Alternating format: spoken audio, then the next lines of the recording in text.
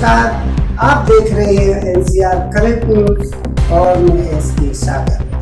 तांत्रिक जादू टोने का नाम सुनते ही आप लोगों को लग रहा होगा कि मैं आपको अंधविश्वास की ओर लेकर जा रहा हूँ, लेकिन मैं ऐसा इसलिए कह रहा हूँ कि आपको तांत्रिक के बारे में सही जानकारी मिल सके।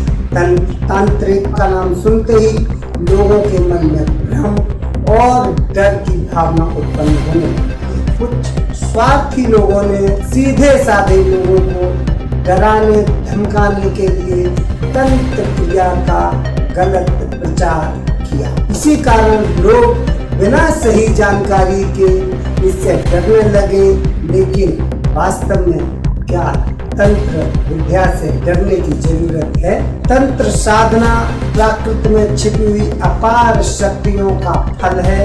यदि कोई साधक बिना जानकारी के तंत्र क्रिया करता है तो उसमें कई गलतियां हो सकती हैं। इसलिए तंत्र साधना करने वाले साधक इस साधना को करने से पहले स्वयं को शारीरिक मानसिक रूप से स्वस्थ होना बहुत ही जरूरी है। बाजार में मिलने वाले तंत्र ग्रंथों में जो साधना और विधियां लिखी हुई है वो अधूरी है, उससे सही और पूरी जानकारी नहीं मिलती। इसलिए तांत्रिक विद्या का प्रयोग किसी योग्य और जानकार गुरु के सानिध्य में रहकर ही करना चाहिए, नहीं तो जरा सी गलती होने पर इसके शुभ परिणाम नहीं मिल पाते। ये मैं आपसे नहीं कह रहा हूँ, ये पूरी जानकारी आपको बता रहे हैं वर्ल्ड बुक रिकॉर्ड होल्डर तांत्रिक आचार्य गुरु डॉक्टर गणेश दुबे जी। आप देखिए हमारे संवाददाता की पूरी रिपोर्ट। गुरु जी, पुराने तंत्र मंत्र में और आज के तंत्र मंत्र में क्या डिफरेंस है? पुराने तंत्र मंत्र में और आज के तंत्र मंत्र में बेसिक जो डिफरेंस आता है वो अवस्थाओं का आता है, क्योंकि पुराने तंत्र मंत्र के लिए वो चीज़ें अवेलेबल नहीं होती थी। जड़ी बूटियों को ढूंढने के लिए, बहुत सारी चीज़ों को ढूंढने के लिए हमें बहुत सारी ऐसी जगहों पर जाना पड़ता था जहाँ जाना सुगम नहीं होता था। आज वो सारी चीज़ें हमें घर बैठे मिल जाती हैं। तो आज का तंत्र मंत्र करना या सीखना बहुत आसान हो गया है, इंस्टेड ऑफ कि जब पुराने ज़माने में होता है। अगर मैं 20 साल पहले की बात करूँ तो 20 साल पहले अगर मुझे कहीं जाना होता था तो बहुत सारी इन्फॉर्मेशन नहीं अवेलेबल होती थी। कौन से गुरुजी कहाँ रहते हैं, कौन सा सिस्टम रहता है, कौन से यंत्र हैं, कौन से मंत्र हैं, कौन अच्छे कलाकार हैं, कौन से नहीं हैं, ये ढूंढना बहुत मुश्किल होता था। आज इन्फॉर्मेशन की वजह से ये सारी चीज़ें बड़ी आसानी से मिल जाती। अगर आप कलयुग में थोड़ा सा भी प्रयास करते हैं तो सफलता ज़्यादा मिलती है।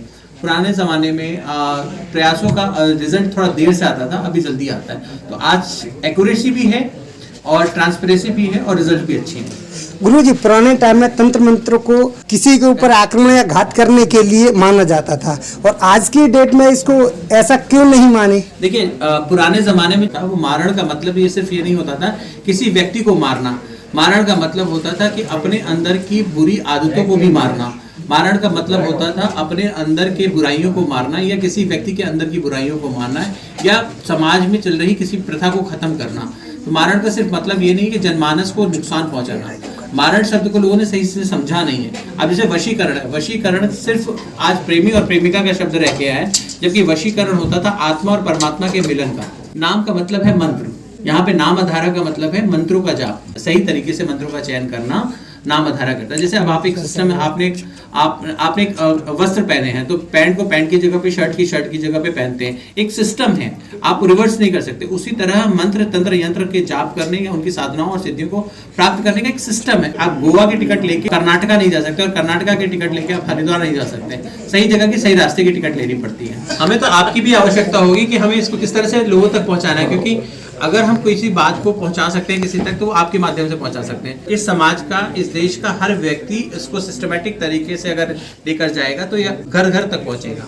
तो इसको आपके बिना हम नहीं ले जा सकते। जो हमारी विद्याएं हैं, जो हमारी पांडुलिपियां हैं, जो हमारे शास्त्र हैं, चाहे वो श्रुति से स्मृति से हमारे इंटरेस्ट से over the period of time अगर वो विलुप्त हो रही हैं, लेकिन समाज कल्याण और विश्व कल्याण के लिए आवश्यक हैं, ऐसे में उन कलाओं को, उन विधाओं को, उस विद्या को सही तरीके से बिना किसी लाग लपेट के सामान्य मानवीय और जीवन में उत्थान के लिए हम किस प्रकार कर सकते हैं। गुरुजी का ये बहुत ही सराहनीय कदम है। ज्योतिष के विषय में जो लोगों की दिलचस्पी है वो बहुत ही सामान्य दिलचस्पी है।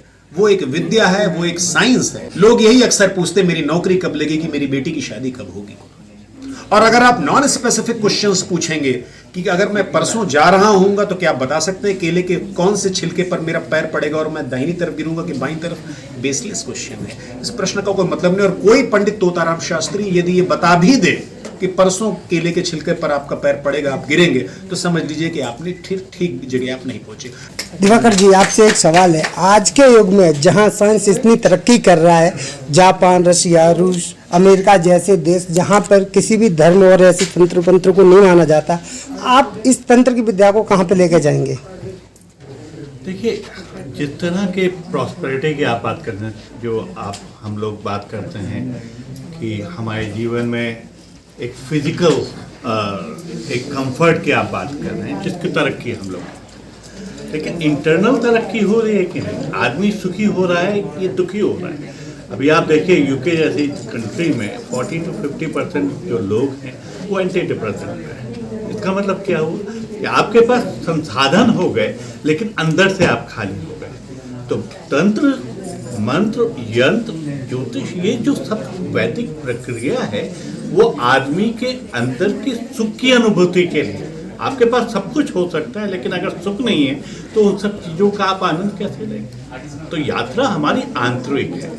तो जैसे ओशो ने एक बार ये कहा था, बड़ा सुंदर बोला था, अभी भी मेरे दिमाग में है। उन्होंने एक बार बोला था कि वेस्ट में क्या हुआ, यहाँ पर हर चीज़ तर्क पे है और हर आदमी जो है वो एक फिजिकली कंफर्टेबल है। जैसे हमारे यूके में आप भूखे नहीं मर सकते लेकिन अंदर से खाली। इंडिया में क्या हुआ या भारत जैसे देश में क्या हुआ कि आदमी भूखा है लेकिन अंदर से भरा हुआ है। और जब तक इन दोनों को आप इकट्ठा लेके नहीं आएंगे, अंदर की भी भूख और प्रॉस्पेरिटी का डेफिनेशन जो आप कह रहे हैं, प्रॉस्पेरिटी की डेफिनेशन है अभाव का अभाव।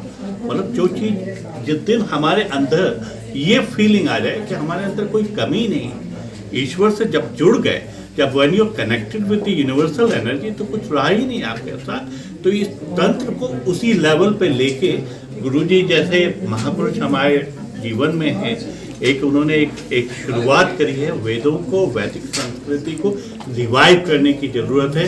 हमारे साथ भारद्वाज जी जैसे लोग जुड़े हैं जो इस चीज़ों को आगे लेके जाएंगे, साइंटिफिकली और क्लिनिकली प्रेजेंट करेंगे और अविद्या का नाश करके विद्या के थ्रू तंत्र को हम किसी भी लेवल पे लेके जा सकते हैं। पुराने जमाने में वैद्य हकीम इलाज करते थे, आज के युग में डॉक्टर इलाज करते हैं। अब क्या वही प्रणाली आ जानी चाहिए? जैसे वैद्य हकीम इलाज करते थे, किसी को ऑपरेशन की अभी तुरंत जरूरत है तो क्या उसको जड़ी बूटियों का इलाज करना चाहिए या उसका ऑपरेशन कर देना चाहिए? देखिए, पुराने समय की बीमारियां पुरानी थी, आज के समय की बीमारियां नहीं हैं। तो आवश्यकता के अनुसार काम करते हैं। जब आप लोगों ने मीडिया का काम शुरू किया था तब आप लोगों ने बड़े बड़े कैमरे लेकर आया करते थे, बड़े बड़े माइक होते थे। आज आप लोग छोटे छोटे मोबाइल फ़ोन लेके जाते हैं और सब कुछ रिकॉर्ड करके आ जाते हैं। तो समय के हिसाब से सब चीज़ें बदल जाती हैं, तो हमें भी परिवर्तन की ज़रूरत है। आज जो बीमारियां हैं, जो इलाज हैं, उनकी उस तरह की आवश्यकता है। तो देखिए, और दोनों ही चीज़ें, दवा और दुआ दोनों एक साथ ही चलेगी। पहले भी चलती थी, आज भी चलती है। आप कुछ अपने कर्म करिए, कुछ भाग्य पर डिपेंडेंट रहिए, तो दोनों का मिश्रण रहेगा, पुराने का भी और नए का भी। कुछ चीज़ें बदल नहीं सकती। NCR करंट न्यूज़ को सब्सक्राइब करें और नोटिफिकेशन सबसे पहले पाने के लिए दबाएं बेल आइकॉन।